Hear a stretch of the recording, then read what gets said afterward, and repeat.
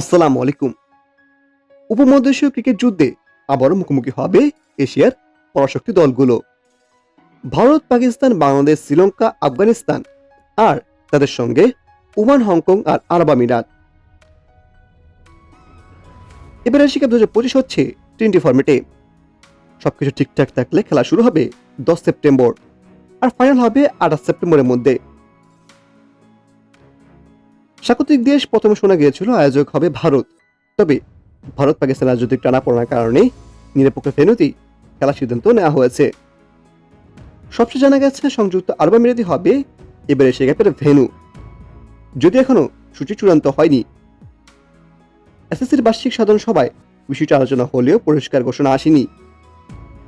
SSC chairman Mohsin Naqvi জানিয়েছেন, বিসিসিআইর সঙ্গে পরামর্শের পর সূচি দ্রুতই ঘোষণা করা হবে।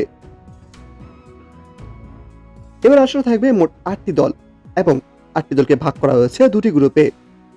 এখনো অফিসিয়াল ঘোষণা না আসলেও সম্ভাব্য গ্রুপিং হতে পারে। এই গ্রুপে দেখা যেতে পারে ভারত, পাকিস্তান, ওমান ও হংকংকে। অপরদিকে গ্রুপ বি বাংলাদেশ, শ্রীলঙ্কা, আফগানিস্তান ও আরব আমিরাত।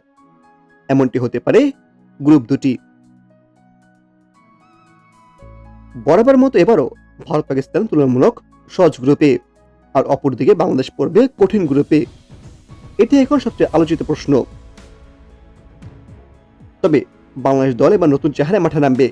তারুণদের দাপট, লিটন নেতৃত্ব, হৃদয় তানজিদদের আত্মবিশ্বাস আর অভিজ্ঞতা মিলে টাইগাররা চমক দিতে প্রস্তুত। আপডেট, সূচি ও স্কোর ঘোষণা করলেই আমরা সরাসরি জানিয়ে দিব, তাই চোখ রাখুন আমাদের চ্যানেলেই। আপনার মতে এবারে কারা উঠবে ফাইনালে, কমেন্টে অবশ্যই জানিয়ে দিবেন।